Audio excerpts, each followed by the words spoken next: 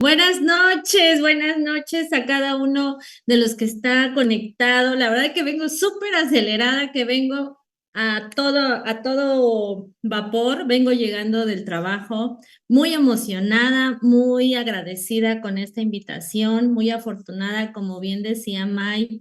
Si algo le puedo agradecer a las redes de mercadeo es la bendición de coincidir con gente maravillosa, como cada uno de los que estamos hoy conectados. Independientemente que nos conozcamos personalmente o no, tengo la certeza que coincidimos en voluntad. Y eso es una sinergia maravillosa porque nos permite generar una creación de cosas extraordinarias.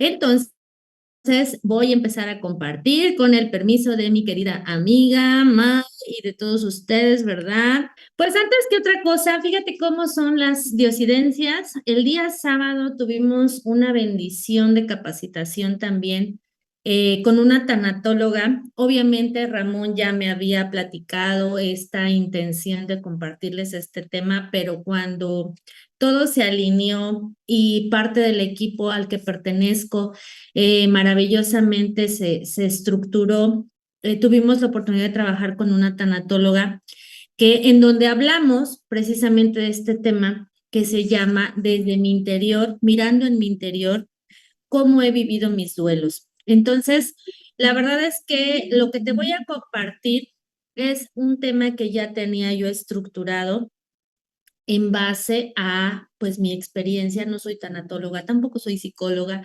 pero he sido paciente muchas veces, mucho tiempo y me gusta aprender mucho. Entonces, lo que quiero compartirte ahora está enriquecido, pues con esta aportación de reciente del sábado pasado, de hace 2 días, y con todo el amor del mundo espero que vibre tu corazón y sobre todo que te permita mirar hacia adelante, ¿sale? Entonces, vamos a iniciar pues precisamente con lo que ella nos compartía, que es el duelo. El duelo, de manera general, es un proceso de adaptación emocional que sigue a cualquier pérdida. Es un proceso que no es lineal. Definitivamente no es que ya pasaste por esa esquina y ya no vas a volver a pasar porque vas avanzando.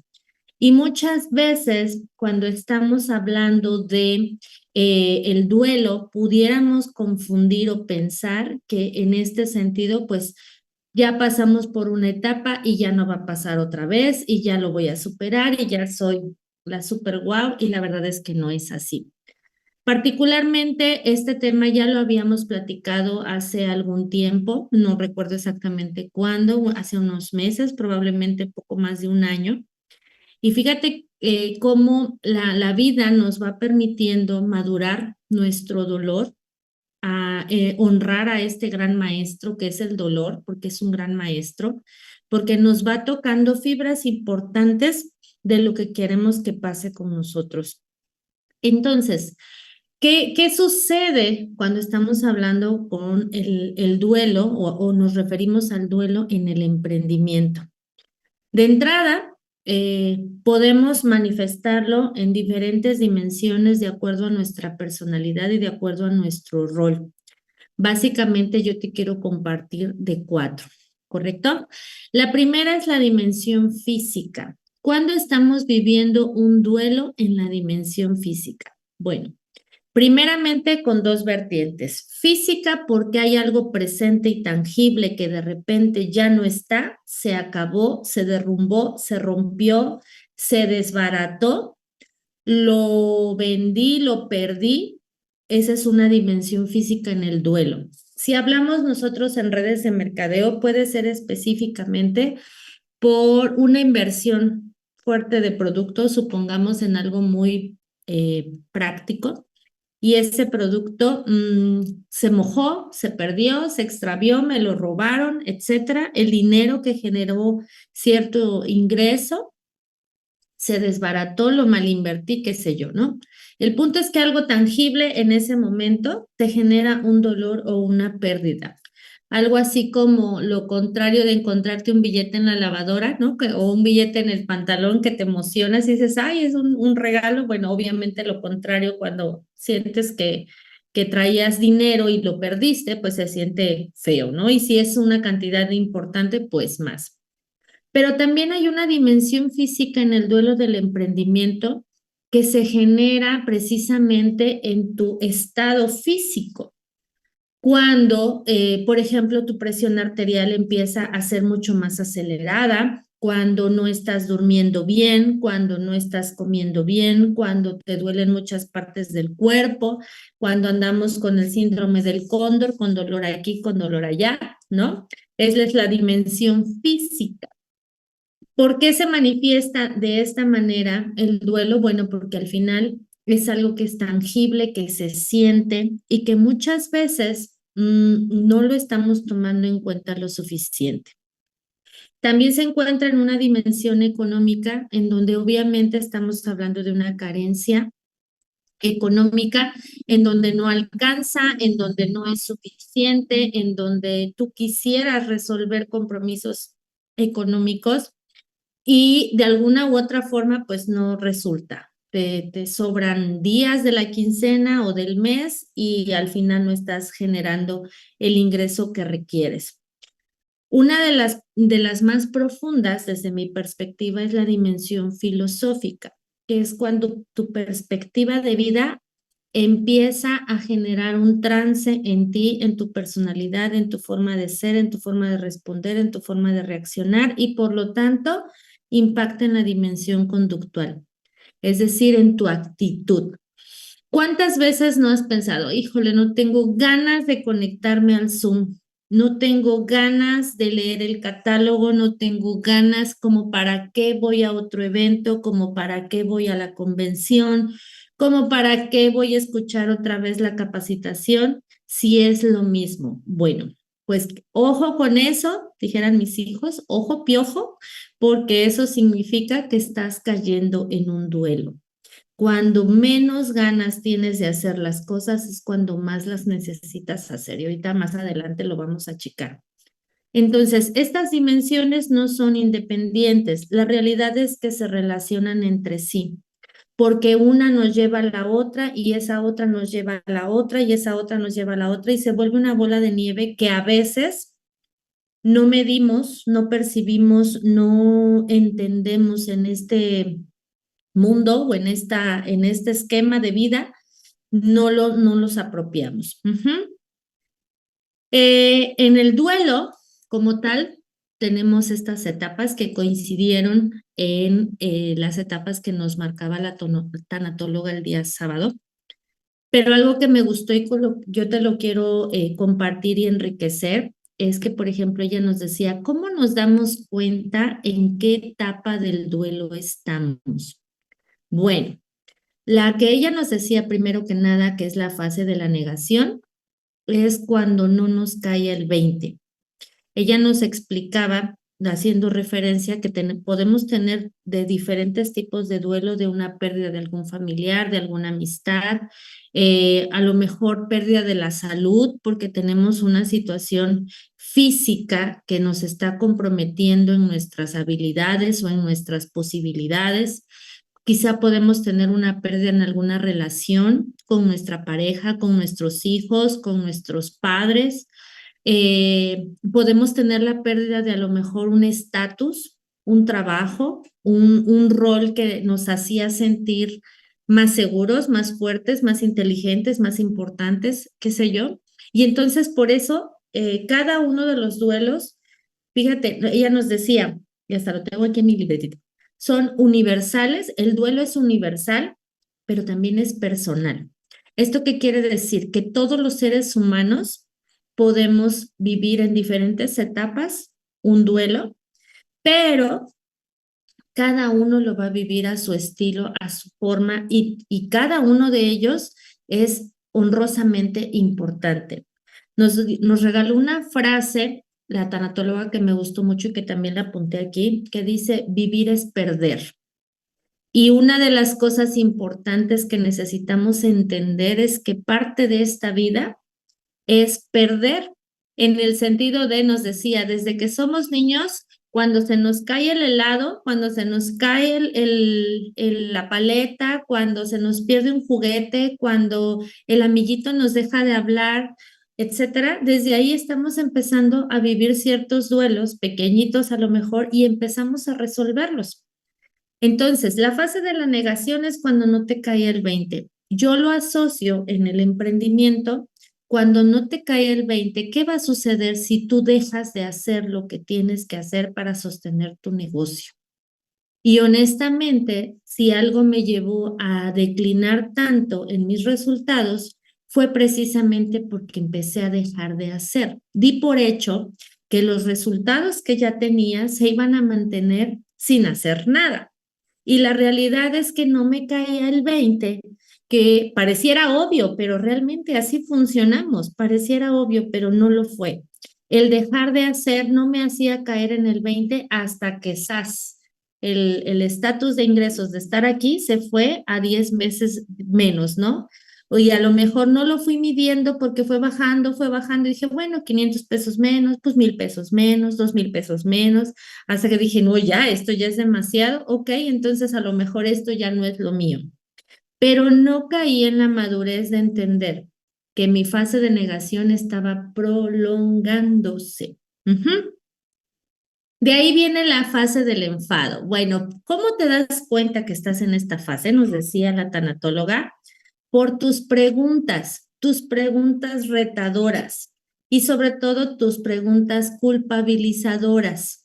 Por ejemplo, no, es que porque a mí me sucede esto, si a May de seguros todo se le va a hacer súper fácil porque pues tiene un súper líder y todo está, es que cómo a mí me va a ir bien si no, no es posible, ¿no? O no, es que de seguro, pues Miriam, como no tiene niños chiquitos y como no tiene como alguien a que resolverle y amarrarle las agujetas, pues obvio por eso. Y entonces empiezas a cuestionar esa situación tuya que venimos desde otra fase y que también nos decía la tanatóloga, ¿no? No son secuenciales, tampoco son permanentes. El punto importante es saber en qué fase estamos. Entonces, cuando tú estás preguntando constantemente, pero para encontrar un culpable y no la responsabilidad que tienes en tu situación, estamos en la fase del enfado. ¿Por qué se me cayó la red? ¿Por qué se me fue este representante? ¿Por qué se inscribió con otro distribuidor?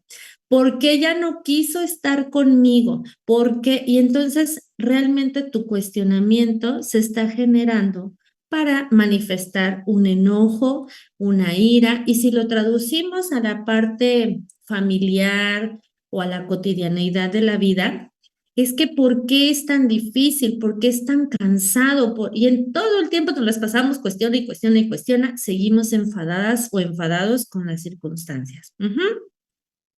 Algo que también me gustó mucho que yo no había detectado y nos decía, ¿cómo descubres que estás en fase de negociación cuando llegan a tu cabeza los hubiera?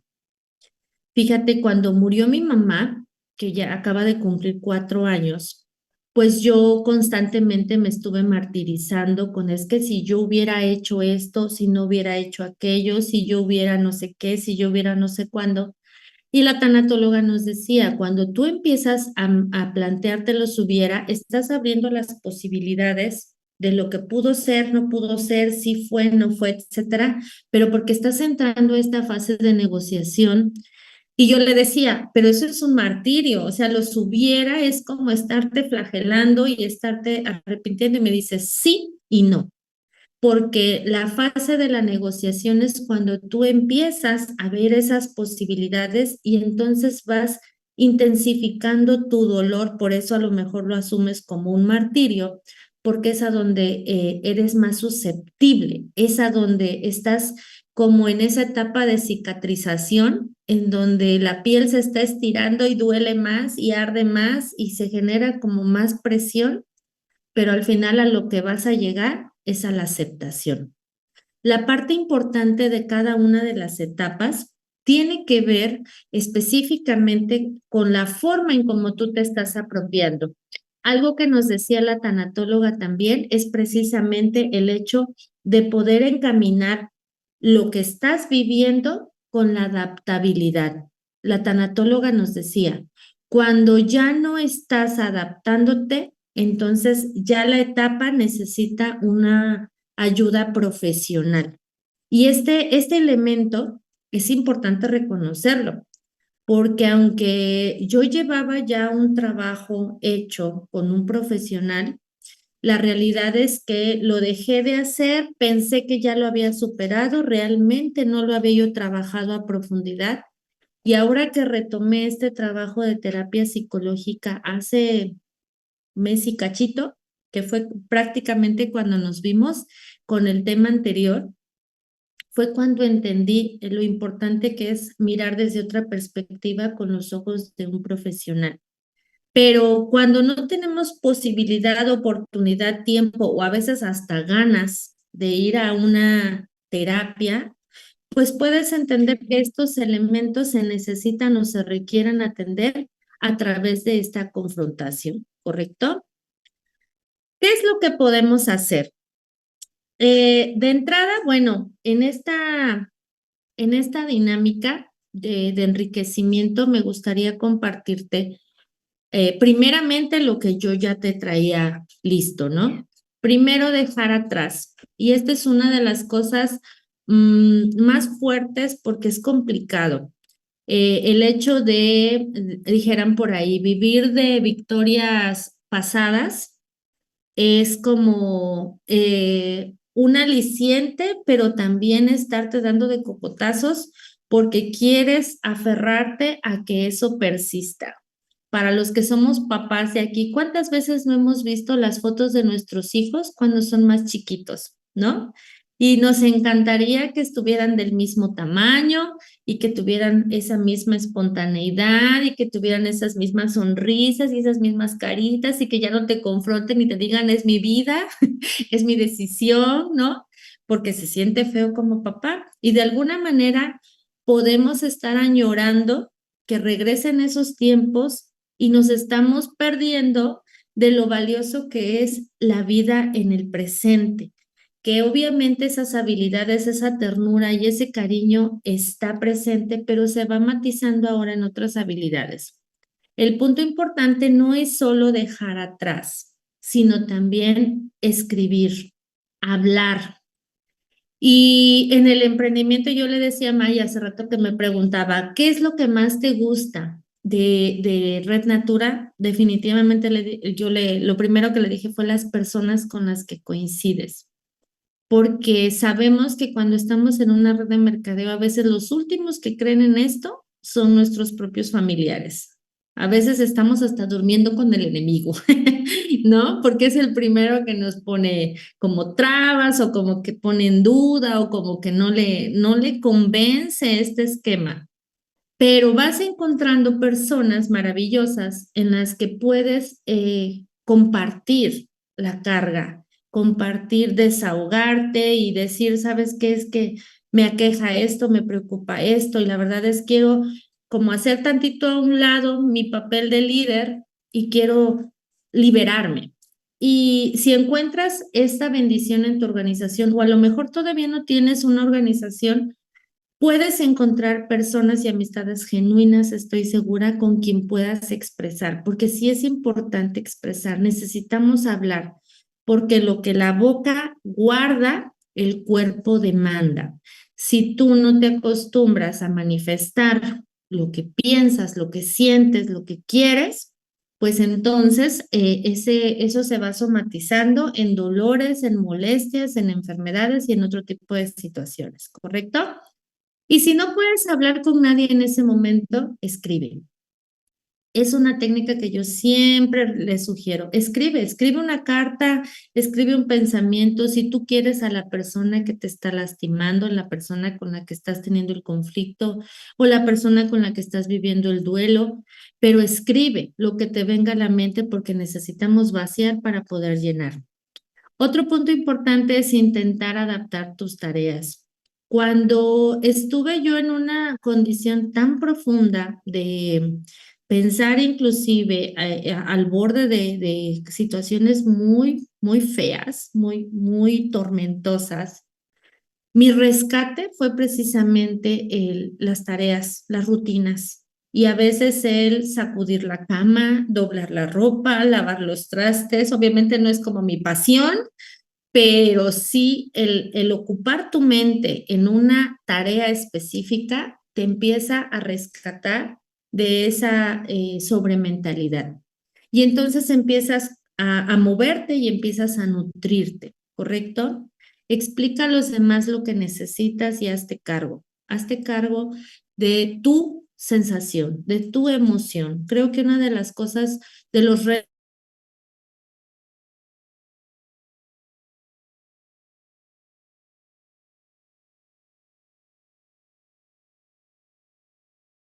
de lo que nos corresponde. Y la responsabilidad es la habilidad de dar respuesta. No tiene caso que yo me queje todo el tiempo de que ¿qué será? De que mis hijos no me hacen caso si yo no me hago responsable de ser disciplinada, de tener una estructura, de mostrar la forma de ser una influencia poderosa, etcétera. No tiene caso que yo me la pase quejando que no tengo dinero, que no tengo las posibilidades económicas, si no me hago responsable que toca hacer. ¿Qué es lo que sí puedo hacer? Hay un meme que me gusta mucho de He-Man que dice, si te la pasas quejándote de lo que no tienes, en lugar de decir lo que sí quieres, el universo no sabe qué chingados quieres. Y ese meme me da mucha risa porque funcionamos regularmente así, ¿no? Las pasamos enmarcando lo que no queremos en nuestra vida y estamos duro y dale con eso, duro y dale, pero es que entonces pareciera que lo que no quieres es tener dinero, abundancia y prosperidad porque te la pasas hablando de carencia, de escasez, de que te deben, que nadie te quiere, que todos te odian, que mejor el gusanito. Obviamente, más que canción, es como un estandarte de mentalidad de escasez. Otro punto importante, a mí me gusta mucho, por ejemplo, seguir a Margarita Pasos. Y hay un podcast que dice que hay tres enemigos importantes en nuestra mentalidad y uno es el totalitario o el absoluto, algo así dice, que somos como totales de que siempre me salen las cosas mal, nunca hago las cosas bien, todos me odian, nadie me compra, nadie quiere entrar al negocio y entonces nuestras palabras son totaleras y realmente no es así. El punto es, hay ciertas personas que no les va a interesar tu negocio, hay ciertas personas que no te van a comprar un producto, pero hay muchísimas personas que están buscando lo que tú eres, tu esencia, lo que estás promoviendo, lo que estás ofertando, lo que estás generando. Y fíjate que parte de la invitación que yo estuve haciendo, precisamente también fue un brinco muy grande que yo me dije, ay, bravo, Alba, lo hiciste. Fue otra vez hacer un video. Tenía mucho tiempo que yo no hacía videos y me temblaba todo. Y yo decía, ay, no, otra vez, ahí vas, ¿no? Y me animé porque hay una artista que se llama Inan, no me acuerdo cómo se apellida, pero salió un video que dice, ¿sabes por qué no te animas a hacer videos? Porque cuando lo piensas, lo haces también pensando en la gente que te conoce. Y más adelante describe, ¿no? Y no te das cuenta que mucho de lo que tú eres conecta con gente que no te conoce. Pero como estás pensando en la comadre, en el compañero de trabajo, en el colega, en el vecino, en la vecina, no qué va a decir que yo que ya ando vendiendo productos o que yo que no sé qué, y entonces estás empezando a anticiparte del juicio que van a hacer gente que ya te conoce, pero es que si ya te conoce, si ya sabe, ella ya sabe qué eres, qué haces. El punto aquí es que este modelo de negocio se trata de conectar con gente que está buscando lo que tú eres. Y entonces un día a la vez, se trata de que hoy va de nuevo y hoy voy a abordar de nuevo y hoy pues me voy a animar a hacer otro tipo de videos o de publicaciones o de forma de conectar.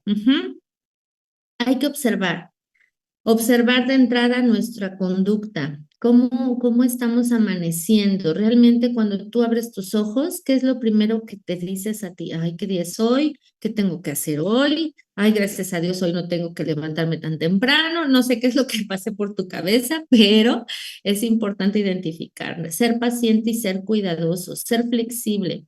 Una de las cosas, pues, que nos genera más dolor es querer tener todo en control y ese exceso poder o ese exceso en el control nos lleva muchas veces a la frustración, porque lo único que puedes controlar es lo que tú estás pensando. De ahí en fuera no puedes controlar ninguna otra cosa. Puedes planificar, puedes prever, puedes anticipar, puedes a lo mejor organizar, pero hay cosas que siempre se van a salir de tu control. Entonces, en ese proceso, pues es importante también reconocer que necesitamos ser flexibles. Esta, por ejemplo, de tus trampas emocionales, me gusta mucho Alex Day y una frase que aplico mucho en mi vida es que quien empieza fingiendo termina creyendo. Entonces, cuando tú empiezas a trabajar esta parte de, ok, hoy va a ser un día diferente porque hoy me siento poderosa. Y aunque sientas que por dentro se te está desbaratando la vida, pues vas a necesitar seguir hablando en esa sintonía, ¿correcto? Hay un decreto, o no sé cómo se le llame, pero Alex Day decía, ¿no? Y yo me acuerdo que cuando estaban chiquitos mis niños, creo que ya lo he compartido varias veces, pero me gusta repetirlo otra vez. Y él dice, sé que puedo, y repetimos, sé que puedo, creo que puedo y lo haré. Hoy voy a triunfar porque tengo fe, valor y entusiasmo. Margarita Pasos dice algo así, soy imparable, soy audaz, soy incalzable, va a funcionar porque voy a hacer que funcione, ¿no? Entonces, ese tipo de estructuras mentales vienen también parte de la programación neurolingüística. Y yo me acuerdo muchísimas veces que cuando dejaba yo a mis hijos era pues con ciertas situaciones carentes y los dejaba yo muy vulnerable, pero ellos llegaban a la escuela súper entusiasmados porque 2 cuadras antes de estacionarme para dejarlos, yo les gritaba, sé que puedo. Y ellos decían, sé que puedo, creo que puedo y lo haré. Hoy voy a triunfar porque tengo fe, valor y entusiasmo. Y entonces cuando ellos bajaban, mira, te lo prometo que mis lágrimas hacían al borde del colapso porque mi realidad era muy diferente a esta situación, pero yo me emocionaba de ver su emoción. Y esa emoción era el pegamento, como dice Margarita Pasos, de una realidad que no me permitía en ese momento creer que en algún momento me iba yo a subir a un avión con ellos a rumbo a Cancún o rumbo a Xcaret. Entonces, ofrecer disponibilidad y colaboración de manera concreta en el momento preciso a la persona indicada. Cuando estamos en duelo, muchas veces ya vimos las etapas, pues no sabemos reconocerlas. Y en ocasiones alguien quiere apoyarnos, alguien cercano se preocupa por nosotros y quiere ofrecernos su ayuda. Y en ocasiones no estamos dispuestos todavía a recibir esa ayuda. Entonces es como bajar la guardia y decir, sí, sí me siento vulnerable y la verdad es que no tengo idea qué es lo que va a suceder, pero estoy dispuesta a aceptar y reconocer que de aquí en adelante hay muchas cosas que sí se pueden hacer. Yo por ahí a amistades muy cercanas que me confían situaciones vulnerables, yo le digo, ok, pero dime qué sí puedes hacer. Ya entendí lo que no hay, ya entendí lo que no se puede, pero dime qué sí se puede, porque de ahí necesitamos partir. Si lo necesitas, pide ayuda. Por alguna razón muy extraña, alguien nos enseñó o aprendimos sobre la marcha y sobre la vida que pedir es malo. No pidas cuando vayamos a la casa de la vecina. Cuidadito y pides algo, ¿no? Y te veían con ojos así de chivo, no sé cómo, de que si tú te atrevías a pedir un vaso de agua o a pedir algo, porque por alguna razón se pensaba que era una falta de respeto, una falta de educación, que pedir era malo. Rápidamente te comparto un percance que lo tengo muy presente cuando mi hijo, el más pequeño, tenía como 4 o 5 años. En una carretera del trabajo hacia la casa, se me poncha una llanta. El punto es que necesitaba de esa llave especial para quitarle una chunche. No tenía yo la llave, la perdí y tardamos muchas horas en que nos fueran a rescatar. El punto es que estaba así como en un cerrito, una casa muy sencilla, muy humilde.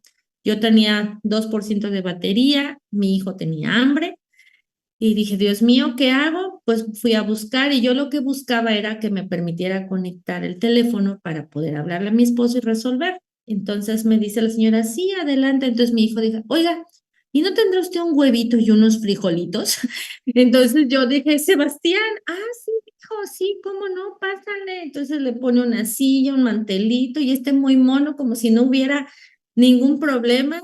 Le pusieron su platito con huevitos revueltos y sus frijoles y eso me generó una paz de que, bueno, ya comió, ya podemos estar aquí un buen rato, no pasa nada. Y la señora muy amable, y ahí fue donde yo entendí que necesitamos aprender a pedir y que no siempre estamos listos para pedir lo que necesitamos. Y a veces hasta se nos queda aquí atorado, ¿por qué voy a pedir y mostrarme vulnerable y necesitado o necesitada si puedo yo resolver esto? Y mentira, no puedes resolverlo.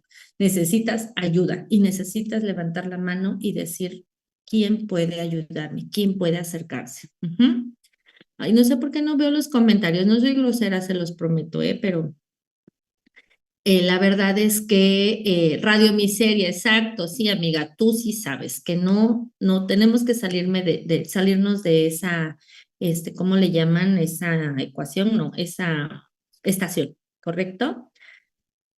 Bien, en el duelo o en el proceso de duelo hay muchas situaciones importantes. De entrada, necesitamos entender que tenemos recursos esenciales. Lo primero, nuestras experiencias, pero no las experiencias que nos llevan al dolor, sino las experiencias que nos pueden sacar como esa cuerda que nos jala de las arenas movedizas. Son las experiencias de gusto, son las experiencias de gozo, son las experiencias de, oye, la verdad es que yo me la he pasado bien en estas etapas de mi vida y quiero volver a vivir eso. Cuando, no sé en qué momento específicamente, no te lo podré yo decir, pero sí te puedo garantizar que para mí Red Natura 2.0 fue esa conexión otra vez de decir sí y sí nos vamos a la convención y sí vamos a ayudar a la gente y sí tanto nos han sostenido y nos han tenido paciencia que es momento de resurgir y de renacer, pero hacerlo en serio.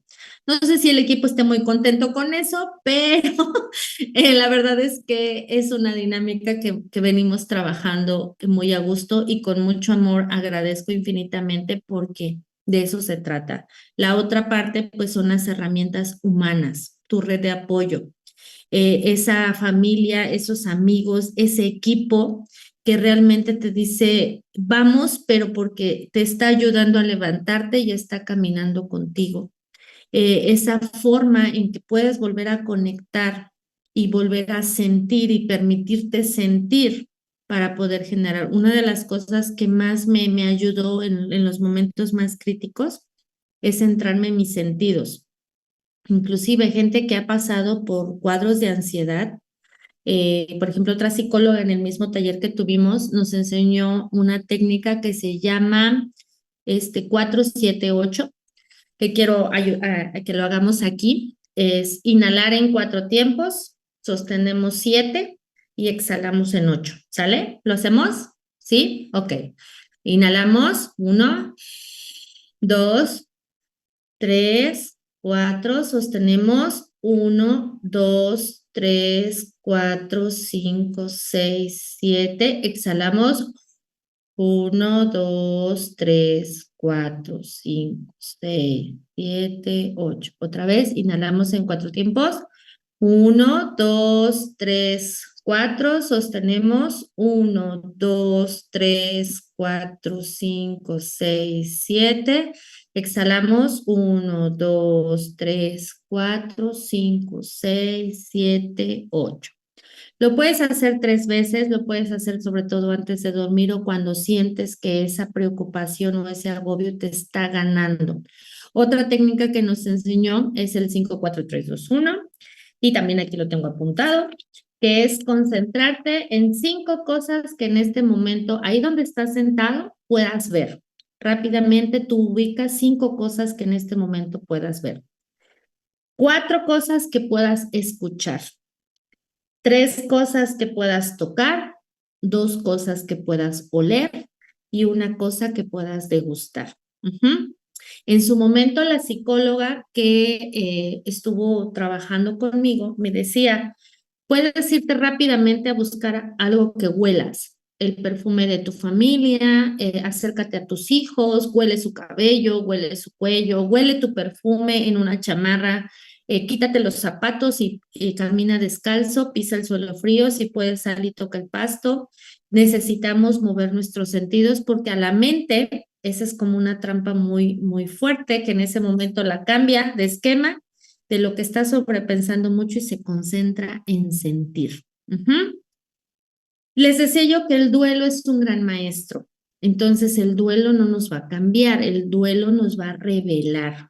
Entonces el dolor no es lo que nos transforma, sino cuando nosotros nos percatamos lo que nos está enseñando es realmente lo que nos transforma. Cuando amamos intensamente es cuando podemos sufrir un gran dolor. La tanatóloga Gaby Pérez dice que el precio de un duelo, hablando de un familiar, es el amor de haberlo tenido en vida. Y es una filosofía muy fuerte, pero también es real. Y entonces ella en un podcast con Marco Antonio Regil, creo que fue con quien la escuché, le dice, ¿no? Si a ti te hubieran dicho, con tal de no tener a tu mamá, perdón, con tal de no sentir el dolor de la pérdida de tu mamá, ¿preferirías no haber tenido esa mamá? Y pues le dice él, no, o sea, yo no me veo en mi vida sin esa mamá. Ah, bueno, pues ese es el precio, ¿no? El sentir esa pérdida es porque también reconoces que la tuviste en vida. Y es muy fuerte porque al final te remueve muchas cosas, pero es real. El duelo puede ser una carga, pero también puede ser un ancla y te acostumbras a su peso como que te mantiene en ese lugar. Y efectivamente, a veces no te das cuenta cuánto tiempo te la puedes pasar en la misma situación, en la misma circunstancia, aunque aparentemente ya sientas que lo estás superando, pero si tú no lo trabajas en el proceso de aceptación, no te saca de esa situación o de esa condición. La felicidad es beneficiosa para el cuerpo, pero el duelo desarrolla los poderes de la mente. Y esta aportación también creo que ya la he compartido, a lo mejor tú la recuerdes ahorita que te la diga, pero el prefijo de la CR, este de como tronar, es el mismo de una semilla que abre, ese sonidito, y es el mismo de crisis, de creer y de crear. Porque cuando estás en los momentos más críticos es cuando más se desarrollan tus habilidades para poder crear. La mejor forma de animarte a ti mismo es intentar animar a otros. Y a veces es como contradictorio, pero no podemos dar lo que no vemos, lo que no somos. No podemos ver en el otro lo que no somos. No podemos dar lo que no tenemos. Entonces, cuando tú empiezas a identificar en los demás virtudes, cualidades, situaciones propositivas, pues realmente es porque tú lo estás viendo en ti también. Y ese es un ejercicio también interesante, a ver, esta persona, ¿qué es lo que me está reflejando? Entonces, hacerlo como un hábito puede ser bastante atractivo. Y bueno, la vez pasada que platicábamos de este tema, yo les compartí un cuento, que era un cuento de un duelo de una pérdida física. A mí me encanta contar cuentos. La profesión me permite poner en práctica y me encanta escribir. Tiene mucho tiempo que no lo hago, pero cuando lo he hecho me gusta mucho. Y hoy no te quiero contar ese cuento, te quiero contar otro. Entonces, voy a dejar de compartir para compartir mi pantalla y me gustaría mucho invitarte a que si tienes tu libretita, que escribas, porque mi estilo de repente puede ser medio mareador y me gustaría mucho que este cuento te sirviera y bueno, si tú quieres después te comparto el link, ¿sale? Entonces, vamos a ver, por aquí lo tengo. El monstruo de mi corazón. Sebastián, te estoy hablando. No, realmente no. No le estaba hablando. Más bien le estaba gritando. Como regularmente le pasaba, él terminaba llorando y ella sintiéndose culpable. Su grito realmente no era por Sebastián. La verdad, siempre pasaba así. Así es que se acercó poco antes que se durmiera y empezó a contarle una historia. Hay un monstruo en mi corazón, empezó. Es un monstruo especial porque a veces me empuja y a veces me jala. ¿Un monstruo, mamá? ¿Como el que sale en las películas?, le preguntó. No, Sebas, este monstruo es diferente. ¿Cuándo te jala? ¿Y por qué te empuja, ma?, le preguntó Sebastián mientras se ponía boca arriba y se quedaba atento para escuchar mirando al techo. Quizá tratándose de imaginar cómo era ese monstruo. Me jala cuando sé qué debo hacer y obedece mis instrucciones. Me empuja cuando no entiendo lo que pasa y debo hacer algo. Como no reacciono, me lanza como para sacudirme y reaccionar. ¿Es malo, mamá?, aún más interesado le cuestionó. El monstruo que hay en mi corazón reacciona siempre, pero no es malo. Más bien logra cosas monstruosas. A veces, monstruosamente hirientes. Yo me enojo y me desespero. Listo. Eso sucede cuando me empuja. Si es como si me fuera a caer, entonces manoteo y puedo lastimar o lastimarme. No es culpa del monstruo. Más bien yo no actúo a tiempo por no saber qué hacer. Ah, le dijo con cierta tristeza Sebastián, como identificándose con su descripción. Pero también he logrado hacer cosas monstruosas cuando me jala, porque yo le digo para dónde dirigirnos, sé lo que debo hacer y lo hago. Entonces suceden cosas monstruosamente extraordinarias, porque actúo con inteligencia, digo lo que pienso y siento sin herir a los demás. Pido lo que necesito sin sentirme mal y cuando lo necesito. Pongo esfuerzo, mucho esfuerzo para hacer que las cosas sucedan.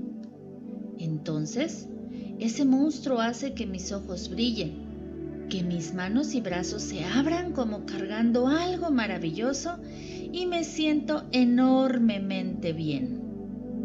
Ma, ¿yo también tengo un monstruo?, le preguntó asombrado. Probablemente todos tengamos uno, pero no sé si todos aprendamos a comunicarnos con él. Cuando sientas que te estás lastimando o a alguien más, quiere decir que te está empujando. Y cuando tengas muchas ganas de saltar o de reír y disfrutar, es cuando te está jalando. ¿Y qué pasa si me siento triste? ¿Qué está haciendo mi monstruo?, volvió a preguntar Sebastián. Yo creo que está sentado, porque se ha cansado. Necesita tomar un respiro, sacar y secar sus lágrimas, para entonces decidir si es hora de jalar o empujar. Lo miró amorosamente y le dio un beso en la frente en señal de despedida. Ma, ¿y qué hace el monstruo si tengo miedo?, dijo Sebas. Eso no lo había pensado, es una buena pregunta, le respondió. Ya sé, seguro te abraza, comentó emocionado. ¿Tú crees?, intrigada respondió su mamá. Sí, porque mira, cuando te duele la panza porque te da miedo algo, es porque te abraza demasiado fuerte. Y cuando no te duele, es como cuando estoy contigo o con mi papá. Me abraza despacito, le explicó con mucha seguridad Sebastián. Lo arropó su mamá y se dirigió hacia la puerta para apagar la luz, con los ojos cristalizados, a punto de derramar por lo menos una lágrima. ¡Ma!, gritó como acordándose de algo. ¿Ese monstruo tiene nombre?, cuestionó al mismo tiempo que sacaba rápidamente sus brazos entre las cobijas. ¡Ja! Yo creo que podría llamarse emoción. Yo le llamaría emonstruación. Y los dos rieron al mismo tiempo.